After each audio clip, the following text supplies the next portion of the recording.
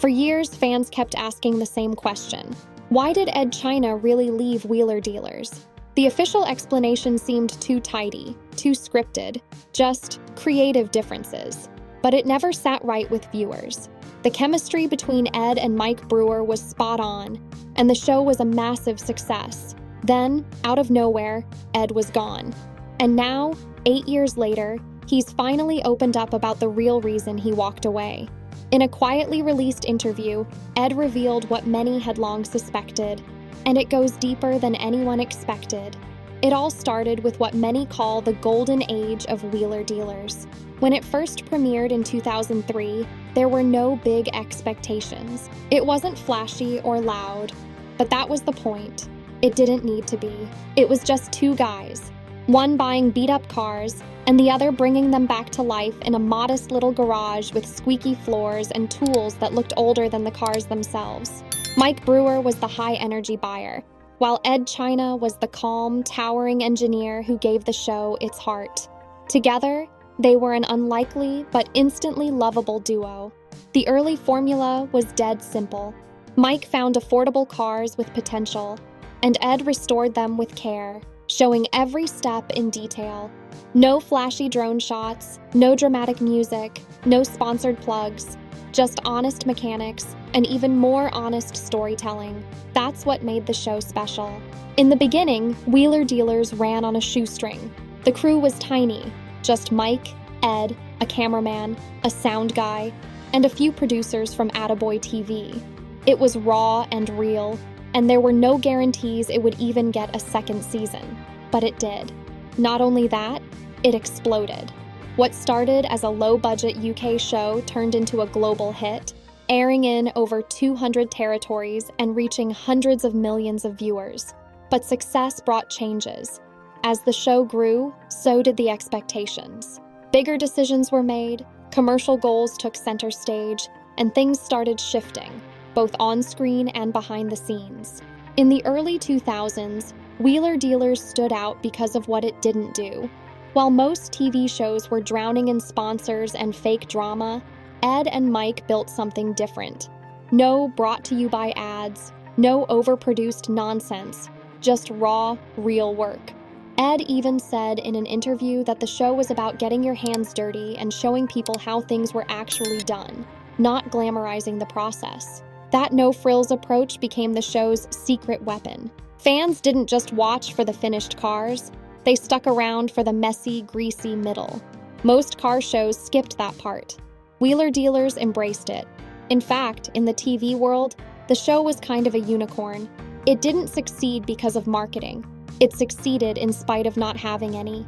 As one fan put it, the show treated the audience like mechanics, not consumers.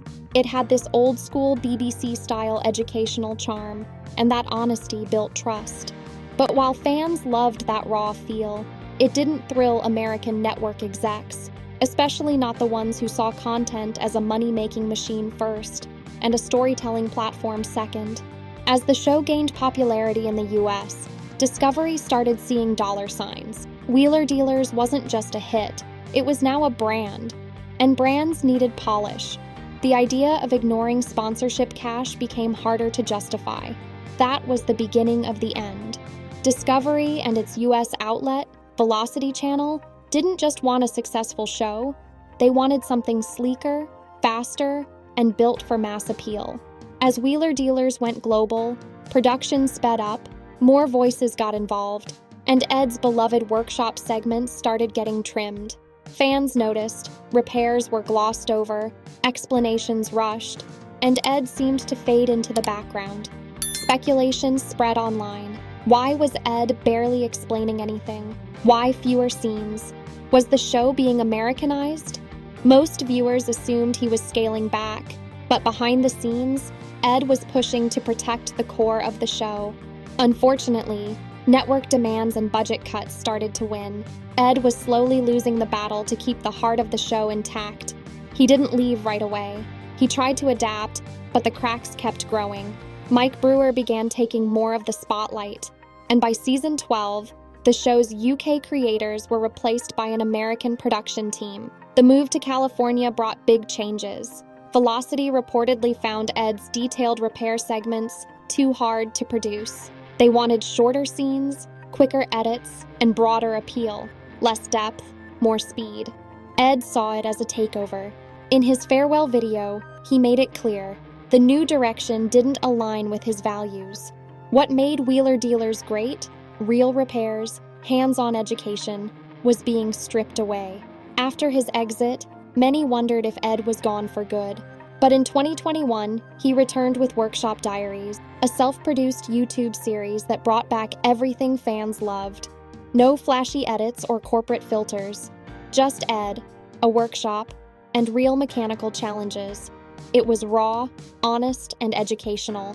Episodes covered everything from quirky car repairs to deep dives into engineering tools.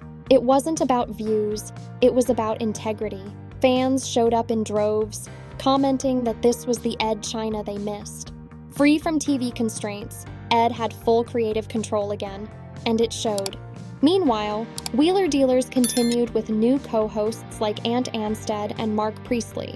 The show remained popular, but many felt something essential was missing. The charm, the detail, the authenticity, gone. Looking back, Edd's departure wasn't just a career move, it was a stand for creative integrity. He chose values over visibility, quality over convenience. And years later, fans still remember it because he never compromised the trust they placed in him. Edd didn't just leave a show, he made a statement and built something new that stayed true to who he is. He talked about what it meant to take a tiny, low-budget show and help grow it into a global success. And then he dropped the truth. He never wanted to leave. It wasn't about ego. It wasn't about burnout. What pushed him out was realizing that the show he'd helped create had become something he could no longer stand behind. The most painful part? Edd admitted that by the end, he didn't even like the version of himself that was showing up on screen. He said, in his own words, "I truly hated him." Not because of the fame or pressure, but because he was being forced to cut corners, skip the important stuff, and turn into someone he didn't recognize. He didn't point fingers or name names. He didn't have to. The message was loud and clear. The show wasn't about education anymore. It was about content. Fast edits, quick fixes, digestible TV. And Edd realized that adapting to that meant compromising everything he stood for. That was his breaking point. That podcast clip spread like wildfire. Fans who had been waiting for answers finally got them. It wasn't just creative disagreements. It was a question of values. And for the people who had followed Edd for years, it was a moment of vindication. He hadn't left because he was tired. He left because he refused to sell out.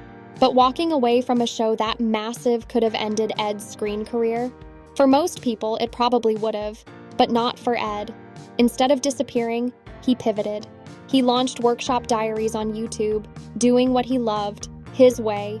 No big crew, no corporate interference, just Edd, a camera, and the machines. The show was slower, more technical, and unapologetically detailed. Some episodes focused on stuff like brake calipers or suspension geometry, topics most networks wouldn't touch for more than a minute. But that was the beauty of it. This wasn't about flashy visuals. It was about doing the job right and explaining why it mattered. It didn't go viral overnight, and it didn't have to. The fans who really cared, the ones who loved Wheeler Dealers for its authenticity, followed Edd there. They embraced the slower pace, the deep dives, and the fact that nothing felt rushed or fake. Off camera, Edd stayed active too. He showed up at auto events, gave talks at engineering conferences, and kept working on creative projects. Everything from quirky inventions to electric vehicle conversions. Always pushing forward, but never losing the values that made him who he is. At the same time, fans couldn't help but compare what Edd was doing to what Wheeler Dealers became after his departure. Where Edd leaned into depth and quality, the show leaned into speed and style.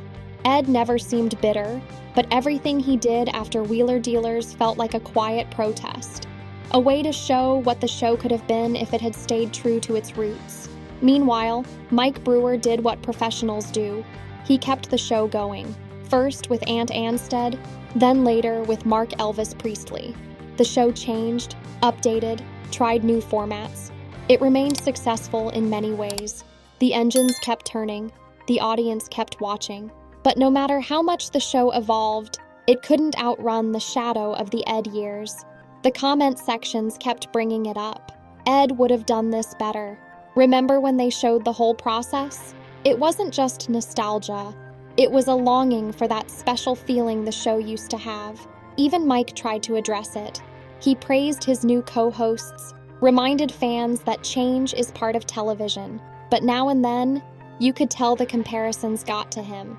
Because no matter what, Wheeler Dealers was permanently linked to the version of Edd China fans had grown to love. Years later, the show kept rolling, but something always felt like it was missing.